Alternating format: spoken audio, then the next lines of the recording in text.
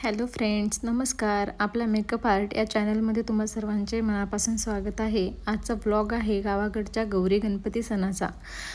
आम्ही इकडे पुण्यात राहतो. इकडेही आम्ही गणपती बाप्पा बसवले होते. मग आता गावी जायचं तर घरच्या गणपती बाप्पांना छान प्रसाद वगैरे दाखवून यथासांग आरती वगैरे करून गणपती बाप्पांना बाय बाय बोलायचं होतं.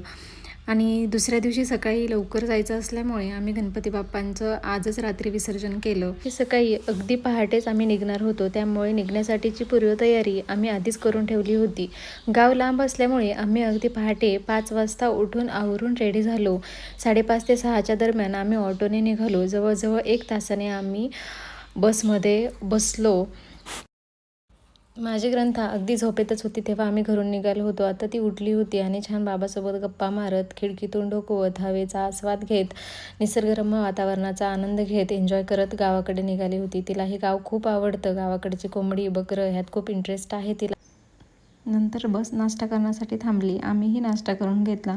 ग्रंथूला वडापाव खूप आवडतो. तिने वडापाव खाऊन घेतला आणि आम्हीही पोहे खाऊन घेतले. ग्रंथूने बसमध्ये एका मुलीसोबत छान गट्टी केली होती. तिच्यासोबत गप्पा मारत, हाय हॅलो करत घरी कधी पोचलो हेही समजलं. घरी गेल्यानंतर माझे दीर जे आउट ऑफ कंट्रीमध्ये शिकण्यासाठी आहेत त्यांना जाण्याची तयारी चालू होती. सगळेजण त्यांना बाय बाय करण्यासाठी जमा झाले होते, पण त्यांना जाण्यासाठी टाईम असल्यामुळे माझ्या दिरांचा मुलगा हॉस्पिटलमध्ये ॲडमिट होता. त्याला भेटण्यासाठी आम्ही हॉस्पिटलमध्ये गेलो. त्याची खुशाली विचारली आणि परत घरी आलो. घरी आल्यानंतर माझ्या दिरांचं बॅग पॅकिंग चाललं होतं. प्लेनमध्ये वेट लिमिट असल्यामुळे वेट कमी जास्त होत होतं. हे नको, हे जास्त होते असं म्हणत म्हणत शेवटी बॅग पॅक केलं आणि शेवटी त्यांचा जाण्याचा क्षण आला.